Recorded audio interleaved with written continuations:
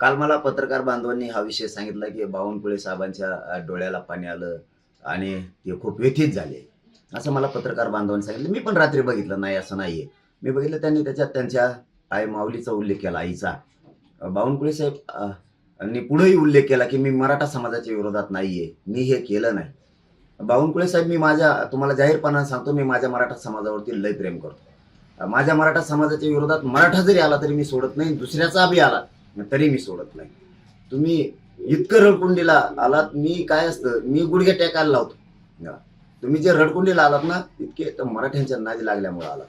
मला इतकं बोलायची तुम्हाला गरज पण नव्हती, कारण तुम्ही चूक केली. हे बघा, तुम्हाला एवढं रडकुंडीची यायची वेळ याच्यामुळे आली, की तुम्ही परळीच्या टोळीच्या नादी लागला. त्यांचं ऐकून तुम्ही एवढा मोठा अपराध केला, की तुम्ही मराठ्यांच्या लेकरांचं वाटोळं केलं त्यांचं ऐकून. तुम्ही हे त्यांचं ऐकायला नको होतं. तुम्हाला आणखी नाही जाहीरपणे सांगतो, इथून पुढं तुम्ही त्या टोळीच्या नादी लागून त्यांचं ऐकायचं नाही. ते तुमच्यापाशी दिसले सुद्धा नाही पाहिजे. कारण तुम्ही काल जे व्यथित झालात, आम्हाला पण वाईट वाटलं. मला सुद्धा, मी रात्री बघितलं ते, की तुम्ही तुमच्या आईचं नाव घेतलं. शेवटी ती मायमाऊली, आई ही आई असते सगळ्यांची. तुम्ही आईचं नाव घेतलं. आमच्यावरती मराठ्यांचे संस्कार आहेत. तुम्हाला पहिल्या वेळेस आम्ही माफ करतो, तुम्हाला सोडून देतो. तुमच्यावरती व्यंग मी करणार नाही इथून पुढं. कारण मराठी आहेत आम्ही. आम्ही एकदा दोनदा माफ करतो, सोडून देतो.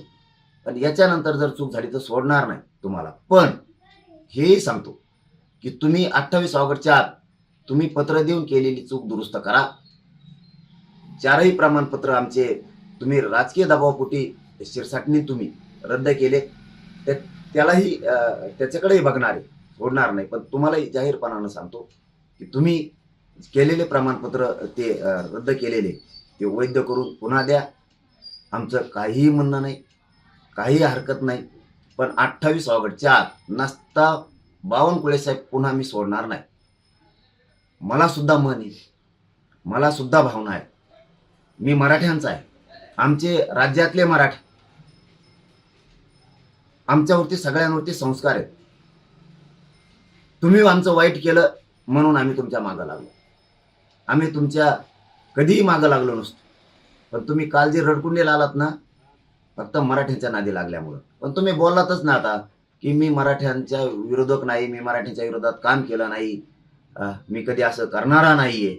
आणि तुम्ही रडकुंडी आलात. त्याचं कारण सांगतो तुम्हाला. माझ्या मराठ्यांच्या वाट जर कोणी गेलं ना, तर मी त्याला गुडघ्यावरच टेकवितो. आणि तुम्ही रडकुंडीला आलात, उभ्या महाराष्ट्राने ते बघितलं.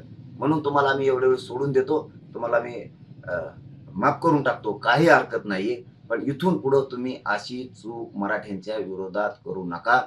मी तुमचं इथून पुढं व्यंग करणार नाही. तुम्हाला आम्ही सोडून दिलं, कारण आम्ही एकदा, मराठ्यात म्हण आहे, एकदा दोनदा सोडून द्यायचं, माफ करायचं. तुम्हाला केलं.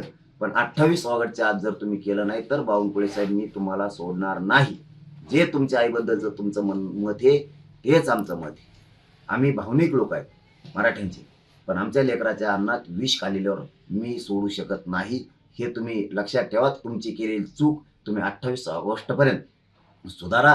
तुम्ही तुमच्या आई माऊलीचं नाव घेतलं आणि मराठा विरोधी नाही मी असं घेतलं, म्हणून आई माऊली हे माऊली येते.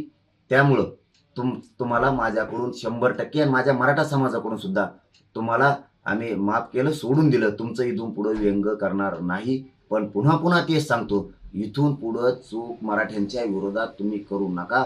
ही माझी तुम्हाला आग्रह आहे. आणि तुम्ही आता इथून पुढं परळीच्या टोळीच्या नादी लागून कुठाने कसलेच करू नका आणि मराठ्यांच्या विरोधात जाऊ नका. पण 28 ऑगस्टच्या आत तुम्ही केलेली चूक तुम्ही सुधारा. ते प्रमाणपत्र सगळे द्या. काही म्हणणं नाही. इथून पुढं आम्ही तुम्हाला सोडून देऊ.